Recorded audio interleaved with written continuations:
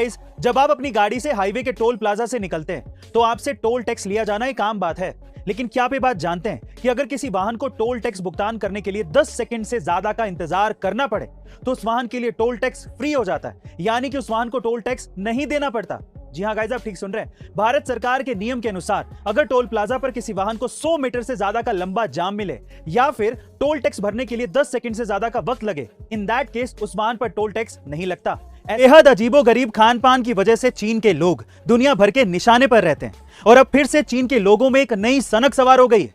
दरअसल चीन के लोग अब अपने बच्चों को मुर्गे के खून का इंजेक्शन लगवा रहे हैं। जी हां गाइस, आप ठीक सुन रहे हैं। चीन के लोगों का यह मानना है कि मुर्गे के खून का इंजेक्शन लगवाने से उनके बच्चों की स्वास्थ्य संबंधी सारी समस्याएं जड़ से खत्म हो जाएंगी। साथ ही इस इंजेक्शन से उनके बच्चों के शरीर में ताकत और उनकी बुद्धि का भी विकास होगा, जिससे उनके बच्चे सुपर किड बन जाएंगे। गाइस, आपको क्या लगता है कि चीन का ये एक्सपेरिमेंट फिर से कोई बड़ी मुश्किल खड़ी कर देगा? भारतीय प्रतिभा का लोहा पूरी दुनिया मानती है और अब दुनिया के सबसे अमीर आदमी एलोन मस्क ने भी इस बात पर मोहर लगा दी है।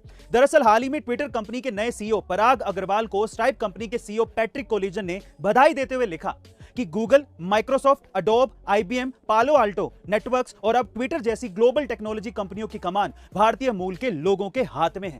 और इसी बात पर रिएक्ट करते हुए एलोन मस्क ने लिखा कि अमेरिका को भारतीय टैलेंट का फायदा मिल रहा है। गाइस, कहा यह भी जाता है कि अगर हमारे सारे प्रोफेशनल भारतीय देश वापस आ जाएं तो अमेरिका अपनी आधी ताकत खो देगा। गाइस, इंडिया के इस टैलेंट के बारे में आपका क्या ख्याल है कमेंट सेक्शन में जरूर लिखेगा और एक अमेजिंग कमेंट को हम लोग पिन करेंगे और आपको जीतने का मौका मिल सकता है एक अमेजिंग प्राइज। मिलता है अगली वीडियो में।